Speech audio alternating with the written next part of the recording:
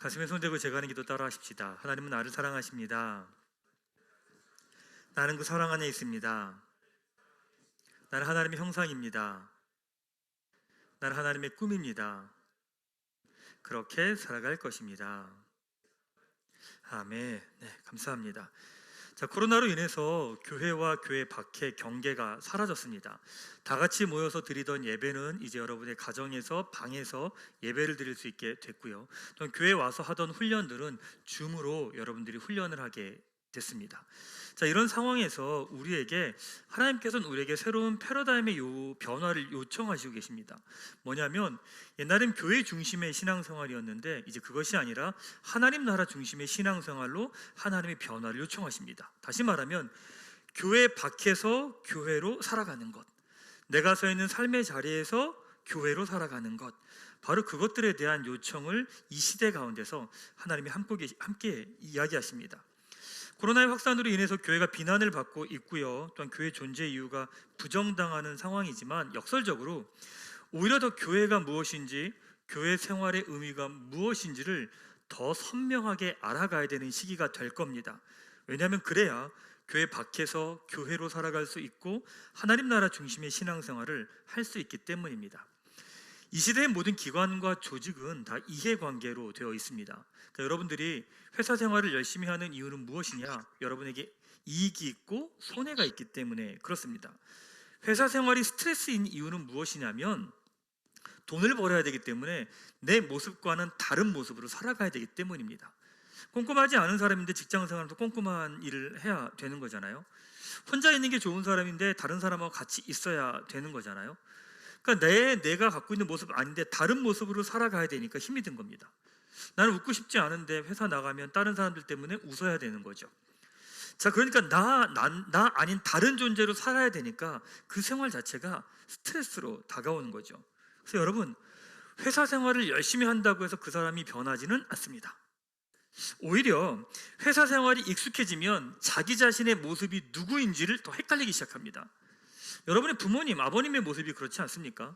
오랜 생활 직장 생활 하시고 난 다음에 직장 생활을 마무리하고 나면 자기 인생에 대한 회의를 느낍니다. 뭐냐면 내가 누군지 모르겠는 거거든요. 내가 좋아하는 게 뭔지 모르는 거예요. 내가 잘하는 게 뭔지 모르는 거예요. 왜냐하면 나의 삶이 아니라 조직이나 기관에서 요구한 삶을 나는 맞춰서 살았거든요. 그러니까 나라는 존재에 대한 이해가 없어져 버립니다. 그러니까 혼란스러운 거죠. 그래서 이해관계가 있는 곳에서 사람은 변하지 않습니다. 왜냐하면 그건 모두 대가이기 때문이죠. 제가 목회를 하면서 가장 큰 유혹이 뭔지 아십니까? 여러분을 조종하려고 하는 겁니다. 대가를 주면서 여러분 조종하면 목회하는 거 쉽습니다. 전 편합니다. 제가 마음 먹고 여러분 한번 조종해 볼까요? 잘할 수 있습니다.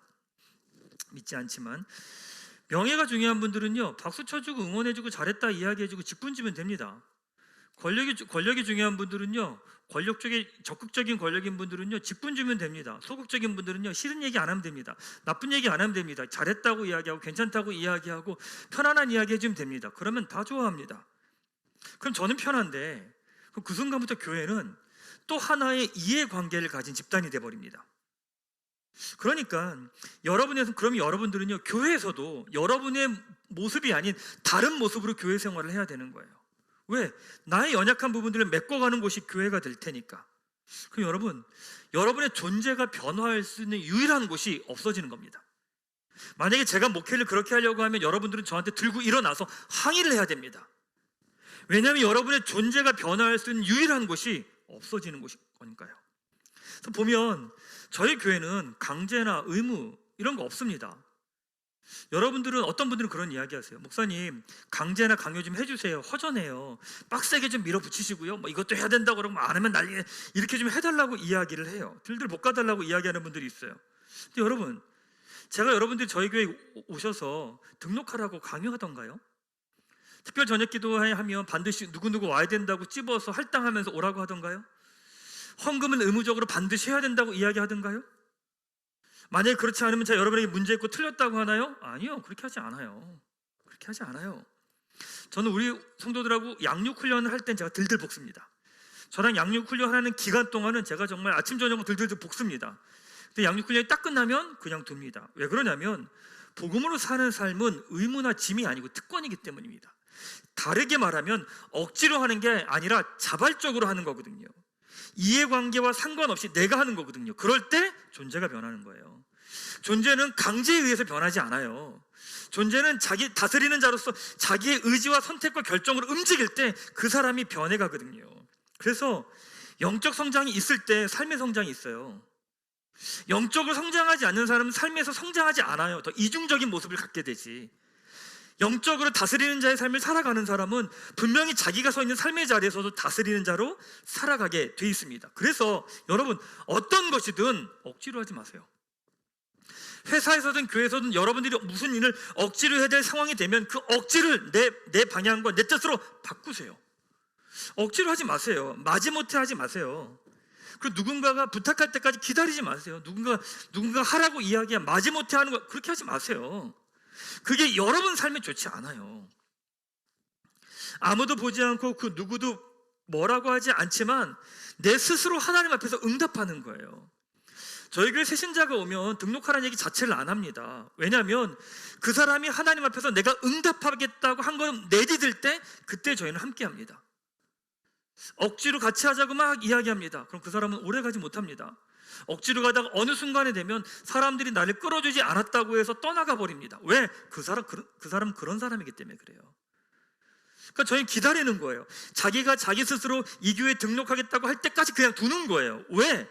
자기가 하나님을 향해 아무도 건들지 않지만 자기 뜻으로 응답하는 거기 때문에. 코로나로 인해서 교회가 비난받고 또한 교회 다니는 것조차 부끄럽고 말하기 어려운 시대입니다. 그럼에도 불구하고 우리가 교회 생활을 포기할 수 없는 이유는 내 존재가 변화될 수 있는 유일한 곳이기 때문입니다. 그렇기 때문에 교회 생활이 우리에게 필요한 거죠. 자, 교회 생활이 6가지 이야기 드렸습니다. 예배, 기도, 성경 읽기, 헌금, 봉사, 공동체. 이 6가지는 교회 생활의 6가지가 아니라 사실은 여러분 인생의 모든 영역을 함축적으로 보여주는 겁니다. 예배는 지난주에 나눴죠. 시간의 영역입니다. 자, 오늘 이제 기도는 일의 영역입니다. 오늘 나눌 겁니다. 성경 읽기는 생각의 영역입니다. 헌금은 물질, 재정의 영역입니다. 그리고 봉사는 능력의 영역입니다. 그리고 관계는 공동체는 관계의 영역입니다. 그래서 여러분, 교회 생활의 6가지 영역을 딱 살펴보면 그 사람의 삶이 보입니다. 삶이 보입니다. 그 사람이 가진 장점이 보이고 단점이 보이고 그 사람이 겪고 있는 문제가 무엇인지 집어낼 수 있습니다. 왜냐하면 교회 생활은 그 사람이 살아가는 삶에 가장 함축적으로 보여주는 모습이거든요. 지난주 예배에 대해서 나눴죠. 예배는 시간의 주인이 하나님이심을 훈련하는 겁니다. 예배 시간을 못 맞추는 분들은요, 기본적으로 시간 관리가 안 된다는 거예요. 그러니까 늘 허겁지겁 살고요, 내 감정과 마음과 몸 따라 사는 거예요. 기분 좋으면 하고 기분 나쁘면 안 하고 마음 상하면 안 하고 괜찮으면 하고, 그러니까 감정 따라 살아가기 때문에 그 사람 삶에는 한결같음이 없는 거예요. 그만큼 결과물을 내는 것 떨어지게 돼 있죠. 왜? 결과물은 여러분 한결같은 사람에게 나옵니다. 기분이 좋든 기분이 나쁘든 컨디션이 좋든 나쁘든 그 자리에 나를 맞춰가면서 사는 사람에게 결과물이 나옵니다. 그러니까 그 사람이 자기가 마음이 들어서 확 달려들었어요. 근데 어떤 결과물이 나왔어. 기분이 나쁘면 몸 상태가 안 좋으면 안 나올 거 아니에요. 자, 그러면 주변 사람들은 그 사람을 보면서 불안합니다. 그 사람에게 뭔가를 더 못 맡깁니다. 왜요? 안정적이지가 않잖아요.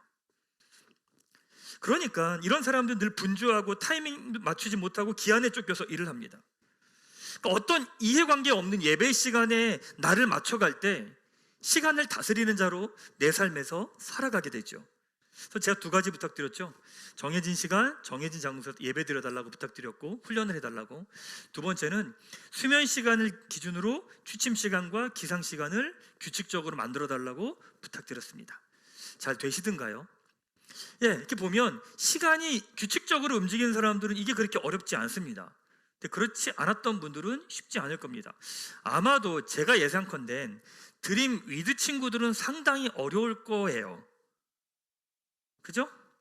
예, 드림 위드 친구들은 이게 되게 어려울 거예요. 삶이 계속 흔들려요. 그러니까 여러분들이 무슨 선택과 결정을 해도 여러분들 늘 불안한 거예요. 왜? 감정과 몸 따라가니까. 참 죄송한 얘기지만 여러분, 예배 시간의 영역이 무너져 버리고 안 되는 분들은요, 이미 다른 영역이 다 무너졌다는 이야기입니다. 그러니까 시간의 영역과 예배의 영역과 이 시간의 영역을 제대로 못하는 사람은 다른 걸 내가 아무리 하겠다고 난리를 쳐도 결과물이 안 나옵니다. 왜냐하면 모든 거의 기초가 시간의 영역이기 때문입니다. 그러니까 여러분이 다른 거 열심히 해요. 막 난리를 쳐요. 결과물이 안 나와요. 왜냐하면 시작은 예배, 시간에 대한 영역부터 시작되기 때문입니다. 여러분의 삶을 정돈하고 싶으면 시간에 대한 영역부터 정돈하십시오. 예배에 대한 영역부터 정돈하십시오. 그러면 그 나머지 영역들은 하나씩 또 정돈해 가면 돼요. 지난주 말씀을 나눴는데 이렇게 묻더라고요. 목사님, 전 예배 시간 10분 전에 칼같이 예배 준비하고 합니다. 그리고 취침 시간, 기상 시간 칼같이 지킵니다. 근데 왜 저 삶은 엉망이죠? 이렇게 얘기하더라고요. 제가 뭐라고 말했냐면, 오케이, 이미 시간의 영역이 정돈되는 사람은요, 회복되기가 되게 쉬운 사람입니다. 그럼 그 다음 영역들을 살펴봐야죠. 두 번째 영역은 뭐냐면 기도의 영역입니다. 기도는 어떤 영역이냐? 일의 영역입니다. 자, 오늘은 기도, 일의 훈련이라고 하는 제목 가지고 말씀 나눌게요. 오늘 말씀 보면 예수님의 겟세마네 기도입니다. 예수님이 십자가를 지고 고난을 당하는 그 길을 앞두고 있는 시간입니다. 근데 그런 고난을 앞두고, 내일 이제 죽을 거고 고난을 겪을 건데 그걸 앞두고 예수님이 뭐 하시느냐? 39절 이렇게 말씀하시죠.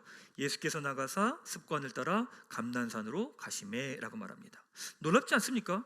내일이면 죽을 겁니다. 내일이면 내 앞에 끝입니다. 근데 끝인데 습관을 따라 기도하러 가시는 거예요. 바로 이게 훈련된 습관의 힘입니다. 습관은 어떤 상황에서도 한결같은 모습을 보이게 합니다. 우리 안에도 한결같음이 있어요. 어떤 한결같음이냐면 배드에서 나온 한결같음. 그게 뭐냐면 내가 그렇게 응답하고 반응하는데 내가 그렇게 하고 있다라는 걸 내가 인지를 못해요. 그러니까 고난과 어려움이 오면 회피하거나 도망가거나 외면하는 거죠. 그게 여러분의 습관이에요. 그래서 지난 시간의 삶을 보면 여러분들의 고난이 계속 반복이 되는 거예요. 지금 어렵다고 이야기하는 거 작년에도 어렵지 않았나요? 예전에도 어렵지 않았나요? 지금 회사에서 너무 힘들다고 말하는 거 작년에 힘들지 않았나? 예전 회사도 힘들지 않았나? 그전 회사도 힘들지 않았나? 똑같이 반복되는 거예요. 왜? 내 안에 있는 배드의 습관의 방식으로 반응하기 때문입니다. 근데 예수님의 습관이 무엇이냐? 상황과 현실과 관계없이 한결같이 그 길을 가십니다. 그러기에 고난 앞에서도 한 걸음씩 그 길을 걸어가는 거죠. 그게 예수님의 습관이고 일상이셨다는 거예요. 습관이 빛을 발할 때는 언제냐면 고난의 때입니다. 다시 말하면 내 이성, 내 생각, 내 경험의 한계, 바닥을 치고 있을 때 자연스럽게 내 습관이 나타납니다. 인간의 의지력은요, 그 에너지가 한정되어 있습니다. 그러니까 내가 아침에 일어나서 오늘은 다른 사람들에게 친절하게 대할 거야 라고 결심을 하고 가요. 그러면 초반에 몇 번은 돼요. 근데 스트레스를 받거나 힘들면 이 의지력이 없어져요. 다 없어져요. 그 없어지면 뭐가 움직이는 줄 아십니까? 습관이 튀어나옵니다. 의지력을 갖고 살아가는 건 한계가 있어요. 그러면 기본적으로 내 안에 갖고 있던 내 죄의 습성들이 튀어나와요. 그래서 고난이 오면 그 사람의 일상을 알 수 있어요. 왜? 고난 가운데 모습이 그 사람의 일상의 모습이니까. 제가 성도님들께 말씀 묵상 훈련을 계속 하자고 이야기해요. 그 이유는 무엇이냐면 고난의 때를 위함입니다. 어려움의 시간을 위해서입니다. 말씀으로 일상을 살아간 사람은요, 고난의 때, 어려움의 때에 아무렇지도 않게 거길 지나갑니다. 그때가 고난의 때인지도 모르고 지나갑니다. 왜냐하면 그것이 훈련된 습관의 힘이기 때문이에요. 참 이상하지 않나요? 예수님이 십자가를 지러 가는 그 상황에서 다른 걸 준비하는 게 아니라 기도하러 가세요. 어떤 기도를 하시냐? 42절에 이렇게 기록합니다. 이르시되 아버지여, 만일 아버지의 뜻이거든 이 잔을 내게서 옮기시옵소서. 그러나 내 원대로 마시옵고 아버지의 원대로 되기를 원하나이다. 예수님께서 이 잔을, 이 십자가의 길을 옮겨주십시오. 근데 그것이 내 뜻이 아니라 아버지의 뜻이 이루어지길 원합니다라고 기도해요. 그 똑같은 기도를 3번 했다고 이야기 나와요. 똑같은 기도를 3번 했다는 건 하나님께 내 뜻을 이뤄달라고 쪼는 것이 아니라 하나님의 뜻에 맞춰가는 과정이었다는 거예요. 여기서 우린 기도의 본질을 봅니다. 여러분, 기도는 본질적으로 인간이 자기의 부족함을 하나님께 아뢰고 채워달라고 구하는 겁니다. 이게 기도의 본질입니다. 근데 이런 기도는 모든 종교에 다 있습니다. 이런 기도가 없지 않습니다. 다 있습니다. 그런데 기독교에서 복음을 고백하는 사람들의 기도는 내가 원하는 것이 있기에 그걸 이루어달라고 하나님께 떼를 쓰는 것이 아니라 하나님의 뜻이 이루어달라고 기도하는 겁니다. 기도는 내 시선과 내 관점을 끊임없이 버리는 과정입니다. 동시에 하나님의 관점을 바라보는 시간입니다. 그래서 계속 기도하라는 건 포기하지 말고 그 뜻이 이루어질 때까지 기도하라는 이야기가 아니에요. 포기하지 말고 기도하라는 건 너의 욕심과 고집과 불안함과 두려움을 하나님 앞에서 내려놓을 때까지 기도하라는 거예요. 그게 기도의 본질이에요. 예수님의 십자가는요, 골고다에서 결정난 게 아닙니다. 겟세마네 기도에서 결정난 겁니다. 겟세마네 기도가 끝나자 예수님이 제자들에게 이렇게 말씀하시죠. 마태복음 26장 46절에 일어나라 함께 가자라고 이야기하십니다. 겟세마네 기도를 통해 예수님의 마음은 정하십니다. 그 마음을 정하시고 나머지는 실행에 옮깁니다. 우리는요, 일을 잘하고 싶어요. 일을 능력 있게 하고 싶어요. 탁월하게 하고 싶어요. 근데 일은 그 자리에서 결정나는 게 아니에요. 어디서 결정나냐면 기도의 자리에서 결정나요. 기도의 자리에 결정나면 나머지는 그 결정을 실행하는 거에 불과해요. 인간이 아담이 범죄하기 전부터 인간은 일을 했습니다. 그러게 일은 타락의 결과가 아니라 하나님의 창조물을 담아내는 선물이죠. 창세기 2장 15절에 이렇게 기록합니다. 여호와 하나님이 그 사람을 이끌어 에덴 동산에 두어 그것을 경작하며 지키게 하시고 라고 말합니다. 하나님께서는 아담의 일을 통해 그 동산을 아름답게 갖고 가기 원하셨습니다. 그래서 여러분, 우리는 우리에게 주어진 일을 잘해야 합니다. 가정에서, 학교에서, 직장에서, 여러분의 삶의 자리에서 주어진 일을 최선을 다해야 되고 잘해야 되고 탁월하게 해야 합니다. 야마구치 슈와 구스노키 겐이라는 사람이 쓴 일을 잘한다는 것이라고 하는 책에 보면 일 잘하는 사람의 세 가지 특징이 있다고 말합니다. 첫 번째는 우선순위를 정합니다. 그러니까 내가 어떤 일을 먼저 해야 되는지를 정하는 거고요. 두 번째는요, 목적과 수단을 혼돈하지 않는다는 거죠. 내가 무엇을 위해서 이 일을 하고 이 일을 위해서 어떤 도구가 필요한지, 수단이 필요한지에 대해서 헷갈리지 않는다는 거예요. 세 번째, 무조건 노력하지 않고 전략적으로 접근한다라고 이야기합니다. 다르게 표현하면 결국 이건 일 잘하는 사람의 특징이 뭐냐? 생각하는 게 다르다는 거예요. 바라보는 게 다르다는 거예요. 인지심리학자들이 이야기하는 게 있습니다. 일 잘하는 사람들의 뇌의 특징이 있는데, 일 잘하는 사람들의 뇌의 특징은 맨 앞에 있는 전전두엽의 기능이 활성화되어 있다고 이야기합니다. 이 전전두엽의 기능은 기본적으로 뭔가를 오가나이징하는 것, 큰 그림을 그리는 겁니다. 그리고 구조화하고 패턴화하는 작업을 합니다. 그러니까 결론적으로 일을 잘하는 사람들은 무조건 일을 열심히 하는 게 아니라 지금 상황을 보는 큰 그림을 보고 이 상황을 다르게 본다는 이야기인 거죠. 끊임없이 내 관점에서 벗어나는 사람들이 주어진 일을 잘할 수 있는 겁니다. 자, 그러면 내 관점을 어떻게 벗어날 수 있을까요? 인간은 지극히도 이기적이고 자기중심적입니다. 그러니까 자기의 생각을 벗어난다는 걸, 관점을 벗어난다는 건 쉬운 게 아닙니다. 근데 인지심리학에서는 그걸 메타인지라고 이야기합니다. 메타인지는 그겁니다. 내가 아는 것과 모르는 걸 정확히 아는 겁니다. 그러니까 복음 나눔할 때 성도님들하고 그런 얘기 많이 하잖아요. 내가 화났다라는 걸 인식하고 인지하는 것, 그게 중요하다고 이야기합니다. 내가 화난 걸 인지 못하는 사람은 화내지 마라고 말하는 말을 이해 못합니다. 왜? 존재 자체가 화니까. 근데 내가 화났다라고 인지하는 사람은 나와 화를 분리할 수가 있거든요. 자기 객관화가 되는 거예요. 그때부터 내 관점에서 벗어나기 시작합니다. 지극히 이기적이고 자기중심적인 인간이 자기 관점을 벗어나는 건 쉽지 않습니다. 그러니까 모든 기업에서 끊임없이 외치는 이야기가 뭐예요? It's different, be different. 창조적 사고, 이딴 얘기를 하는 거예요. 결론적인 건 뭐냐면 네가 보는 것 아닌 다른 관점으로 보라는 거예요. 이게 모든 기업에서 하는 이야기입니다. 참 놀라운 건 뭔지 아십니까? 하나님께서 교회 생활을 통해서 이것을 훈련시키셨다는 겁니다. 그게 뭐냐? 기도라는 거죠. 기도는 일의 주인이 하나님이심을 훈련하는 겁니다. 신앙이 없는 사람들은 일을 잘하는 것이 좋은 결과와 성과를 내는 거라고 생각합니다. 열심히 결과를 달려가는 사람들은 잠시 성과를 낼 수 있습니다. 그러나 시대와 사회가 변하기 때문에 그 사람의 생각만으로 그게 좋은 결과가 되느냐? 그렇지 않습니다. 그렇지 않습니다. 근데 복음을 고백하는 사람들에게 일을 잘한다는 건 그 자리 안에 교회의 언어로 표현하면 하나님의 뜻이, 하나님의 마음이 이루어지는 거고요. 세상적인 언어로 표현하면 공의와 정의가 그 자리에 이루어지는 거죠. 다르게 말하면 지금 내가 보는 것, 내가 생각하는 것을 넘어서 하나님의 시선과 마음을 구하는 것, 그게 기도라는 거예요.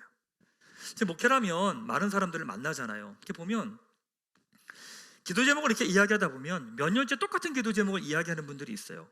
뭐 그분이 진짜 기도 제목을 얘기하지 않은 거일 수도 있겠죠. 근데 만약에 그게 진짜 그 사람의 기도 제목이었다면 죄송하지만 그분은 기도 안 했다는 이야기입니다. 물론 기도는 내 기도 제목으로부터 시작합니다.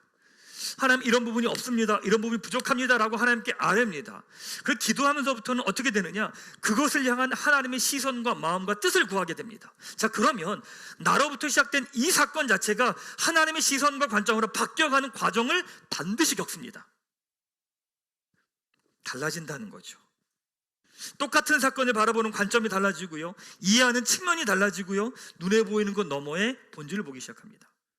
기도는 일의 주인이 하나님이심을 인정하는 것이고 훈련하는 겁니다. 내가 하고 싶은 대로 하던 사람이, 내가 원하던 일을 하던 사람이 하나님의 뜻에 나를 맞춰가며 하나님의 일에 나를 맞춰가며 조율하는 작업입니다. 자, 그러면 기도의 훈련이 된 사람은 기도의 훈련이 삶에 어떤 영향을 미칠까요? 심플하게 이야기해 보겠습니다. 기도하지 않는 사람은 일 잘 못합니다. 기도하지 않는 사람은 일 못합니다. 잘. 다르게 표현하면 일을 열심히는 할 수 있을지 모르지만 탁월하게 일을 하지는 못합니다. 왜냐하면 자신의 관점을 벗어나지 못하기 때문입니다. 열심히 해요. 근데 방향이 틀려요. 그럼 다 꽝이에요. 자, 보세요. 열심히 하는 사람은 주어진 것 안에서 달려갑니다. 탁월하게 하는 사람들은요, 프레임을 만듭니다. 열심히 하는 사람 자기 앞에 있는 것만 달려가지만 탁월한 사람은 큰 그림을 그리면서 프레임을 만들면서 달려갑니다. 그러면 열심히 일하는 사람은 프레임을 만드는 사람을 넘어가지 못합니다. 그러니까 나는 일을 열심히 하는데 왜 결정적인 순간마다 나는 뒤로 밀려날까? 회사에서 난 열심히 일하고 최선을 다하는데 왜 결정적인 순간에 나는 선택받지 못할까? 되짚어 봐야 됩니다. 난 단순하게 일만 하고 있는 사람 아닌가? 난 열심히 일에만 매여 있는 사람 아닌가? 열심히 일하는 사람은요, 탁월한 사람을 넘어갈 수 없습니다. 왜? 탁월한 사람이 만들어 놓은 프레임 안에서 움직일 수밖에 없기 때문이죠. 내가 직접 가서 일을 하고 해결해야 되고 내가 먼저 움직여야 됩니다. 근데 해야 할 것을 멈추고 그 자리에 서서 기도한다는 건 무척이나 비효율적이고 무능하고 어리석은 일 같죠. 그러니까 우리는 기도하는 것보다 일하는 게 더 편합니다. 더 쉽습니다. 그래서 기도하지 않는 사람은요, 멈추지 못하는 사람입니다. 가야 될 때와 가지 말아야 될 때를 구분을 못하고 해야 될 때와 하지 말아야 될 때를 구분을 못해요. 어떠냐면 나쁜 생각이 떠오르면 이 생각이 그 사람 삶을 확 지배해버려요. 불안함이 밀려오면 이 불안함을 멈출 능력이 없는 거예요. 그냥 쭉 가버려요. 더 구체적인 예를 하나 들어볼까요? 예를 들면 여러분들이 어제 집에서 피곤하니까 한 10시 정도에 넷플릭스를 봐요. 보면서 드라마나 영화 한두 편 봐야지. 그러고 봐요. 그 시간상 한두 편만 보고 자면 돼요. 근데 재밌어서 멈추지 못하고 끝까지 가는 거야. 그래서 새벽 4시, 5시에 자. 아마 있을걸 오늘. 그게 어떤 의미냐면 멈추지 못하고 절제가 안 되는 거예요. 왜 멈추지 못하느냐? 내가 주인이기 때문입니다. 일할 때도 멈추질 못해요. 내가 해야 되고 내가 감당해야 된다고 생각하는 거죠. 그러니 당연히 일을 하면서 버겁고 지치고 힘들 수밖에 없겠죠. 더 무서운 이야기 해드릴까요? 여기서 한 가지 더 한번 해볼까요? 기도하지 않는 사람은 그 사람 인생에 더 이상 기대할 게 없다는 이야기입니다. 새로운 게 없다는 이야기입니다. 기도하지 않으면 그 사람이 지금 보이는 모습이 내년의 모습일 거예요. 5년 후의 모습일 거예요. 10년 후의 모습일 거예요. 왜? 기도하지 않으면 자기의 생각 자체를 벗어나지 못하기 때문에 이 틀 안에서 살아가거든요. 기도하면 하나님의 은혜를 구해야 다른 관점이 주어져야 다르게 바라보고 다르게 응답하고 다르게 살아가는 삶인데 기도하지 않으니 지금 보이는 그 사람의 모습이 전부인 거예요. 자, 여러분에게 한번 물어볼까요? 여러분, 작년하고 올해하고 여러분 뭐 변했습니까? 구체적으로 여러분의 삶에 뭐가 달라졌습니까? 목사님 제 마음이 달라졌어요. 아니요, 마음만 가지고 얘기하지 마세요. 마음만 가지고 이야기하지 마세요. 제 마음이 새로워졌어요. 어디 새로워졌는데? 말도 안 되는 소리 하고 있어. 새로워졌으면 결과물이 나오게 돼 있거든요. 그럼 작년에 비해서 올해 여러분 뭐가 달라졌습니까? 좀 더 넓게 해볼까요? 5년 전하고 지금하고 여러분 뭐가 달라졌습니까? 여러분의 삶이 확실히 달라진 변화가 있습니까? 그러니까 자기 수준을 벗어나지 못하고 성장하지 않고 고집스럽고 나쁜 습관에 매여 있는 거죠. 왜요? 그런 사람이기 때문에 그래요. 자, 그러면 기도의 훈련을 받은 사람은 어떤 모습일까요? 여러분, 복음을 고백한 사람은 기본적으로 탁월한 사람일 수밖에 없어요. 왜? 보는 관점이 다르거든요. 똑같은 걸 배대의 관점에서 보는 사람하고 구세의 관점에서 보는 사람은 당연히 관점이 다를 수밖에 없겠죠. 보는 것 자체가 달라요. 기도의 훈련 받은 사람은요, 삶의 자리에서 일을 다스리는 자로 살아갑니다. 이미 기도를 통해서 그 일에 대해서 결판이 다 났어요. 그리고 진행하는 모든 과정 가운데서는 그걸 풀어내는 거예요. 어려운 일 생긴다고, 힘든 일이 생긴다고, 문제라고, 그럼에도 불구하고 이걸 풀어가면서 한 걸음씩 걸어가고 살아내는 거죠. 그래서 기도하는 사람들의 특징이 있습니다. 아무리 복잡한 일이 생겨도 그 일을 심플하게 풀어갑니다. 그게 기도하는 사람의 특징입니다. 너무나 내 앞에 복잡한 일이 풀어갈 일이 되게 많은데 그 일을요, 그렇게 복잡하게 생각하지 않아요. 왜 그런지 아십니까? 우리가 살면서 직장에서든 교회에서든 어디서든 어떤 일이 복잡해진 이유는 딱 하나입니다. 뭐냐면 내 이익이 껴있기 때문입니다. 내 이익이 껴있는 그 순간부터 모든 일은 복잡해집니다. 회사에서 막 이렇게 얘기를 해. 얘기하다가 어떤 프로젝트가 진행됐어. 그러면 이 일 누가 할래? 그럼 다 머리 굴리고 있는 거예요.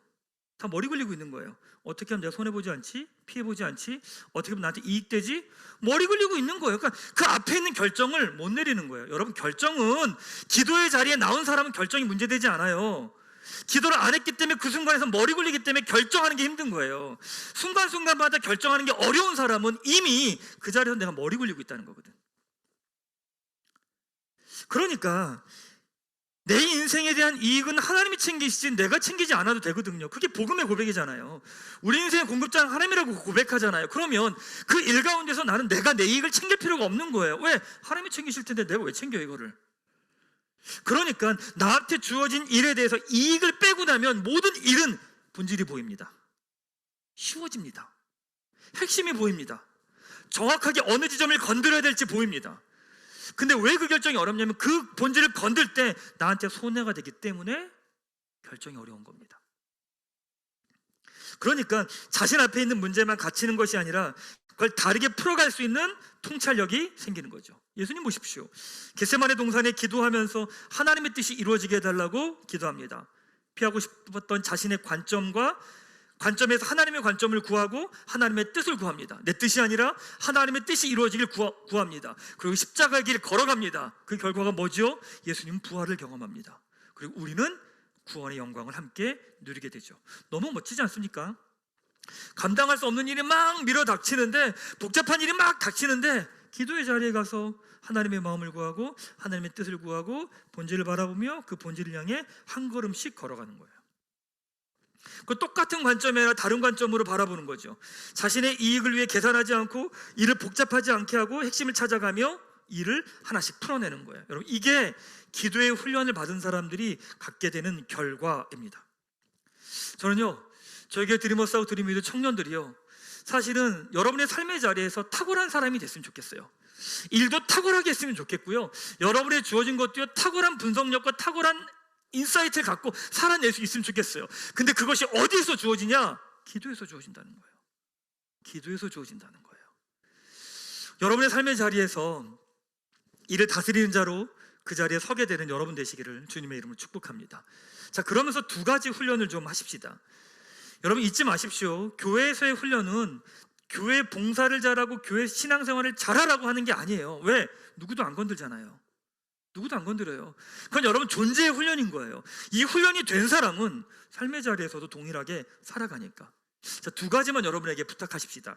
첫 번째, 제가 우리 요즘 교회 가족들에게 끊임없이 하는 이야기입니다. 하루 3번씩 5분간 다니엘 기도를 들으십시오. 다니엘이요, 자신을 죽이려고 하는 사람들 속에서 하루 3번 기도의 자리에 나아갑니다. 치열하게 돌아가는 상황 속에서 살아내야 되니까 치열해질 수밖에 없고 독해질 수밖에 없죠. 여러분, 멈추지 않으면 독해집니다.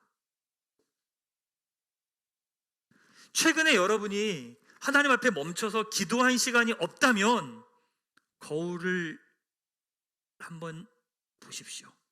여러분의 모습을. 독해져 있을 겁니다.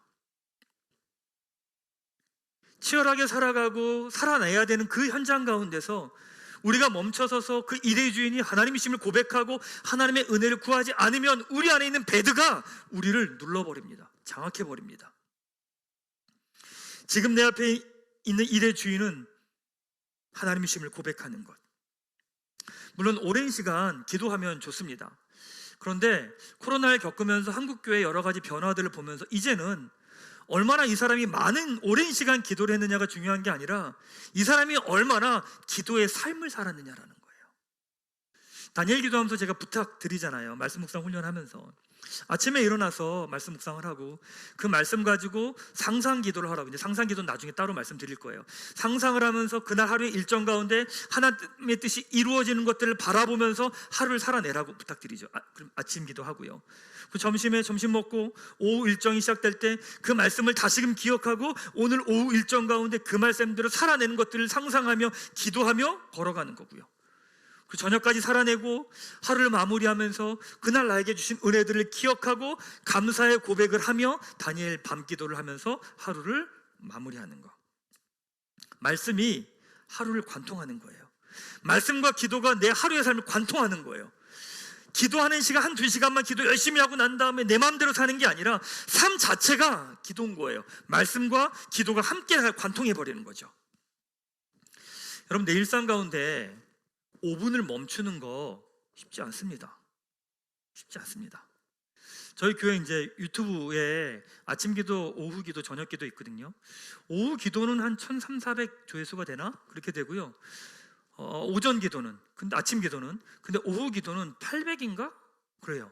한 3분의 2가량밖에 안 돼요. 그게 무슨 말이냐면 일단 우리가 일상에 들어가는 그 순간부터 우리 멈추지 않는다는 이야기예요. 멈추고 싶어 하지 않는다는 이야기인 거죠. 그럼 어떻게 해요? 내 방식대로 달려가고 있는 거예요. 여러분, 멈추지 않으면 우리는 내 방식대로 갑니다. 쉽지 않습니다. 여러분이 유튜브 보면서 유튜브 보면 5분만 유튜브 보는 분 있나요? 없어요. 5분, 10분, 1시간, 2시간 이렇게 유튜브 봐요. 근데 여러분 삶에서 여러분의 삶을 하나님 앞에 조율하면서 5분이라는 시간조차 멈출 수 없다면 여러분의 삶은 엉뚱한 데로 가고 있는 거예요. 지금 첫 번째 부탁드립니다. 하루에 3번 5분씩 다니엘 기도를 좀 훈련하십시오. 자, 두 번째, 나에게 주어진 일을 향한 하나님의 뜻과 마음을 구하십시오. 지금 여러분이 하고 있는 그 일, 여러분에게 주어진 그 일을 바라보며 하나님의 뜻과 마음을 구하십시오. 내가 원하는 것을 하나님께 구하는 게 기도죠. 근데 복음을 고백하는 사람은 내가 원하는 게 꼭 좋은 것이 아니라는 걸 아는 사람들입니다. 이해되시나요? 그러니까 우린 그래요. 신앙이 없는 사람들은 내가 필요한 게 이게 나한테 필요해라고 구하지만, 신앙이 있는 사람들은 난 이게 필요해서 구하지만 꼭 이게 좋은 건 아닐 수 있다라고 생각하는 사람들이에요. 그럼 우린 누구의 뜻을 구하는 거예요? 하나님의 뜻을 구하는 거죠. 하나님의 마음을 구하는 거죠.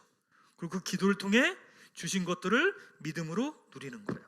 제가 예전에 여러분한테 부탁한 게 있었습니다. 여러분이 회사나 삶의 자리에서 보고서 한 장을 작성한다. 그럼 보고서 한 장에 하나님의 나라의 구조를 다 담으라고 이야기했습니다. 좀 다르게 표현하면 그게 탁월한 보고서입니다. 뭐예요? 하나님 나라의 구조가 굿, 배드, 굿뉴스, 굿이에요. 굿이 뭐예요? 이상적인 모습. 여러분이 진행하는 그 일 가운데 그 일의 가장 이상적인 모습이 무엇인지를 그리는 거고요. 배드가 뭐예요? 현실, 지금 상황.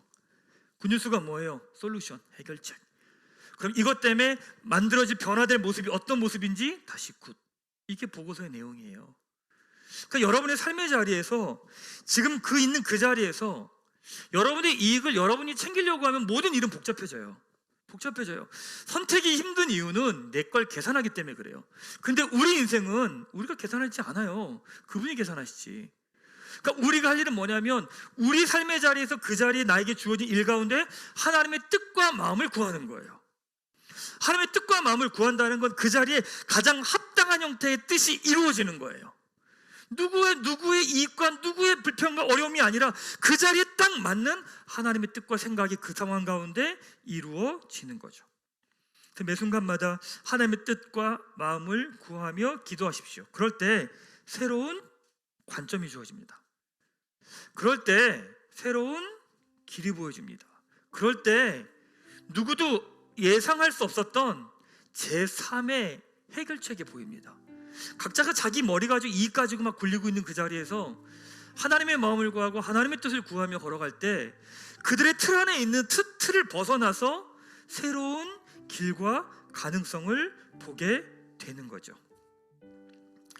사랑하는 여러분, 오늘은 이제 두 번째 훈련, 기도에 대해서 나눴습니다. 기도는 일의 주인이 하나님이심을 훈련하는 겁니다. 가정, 학교, 직장, 삶의 자리.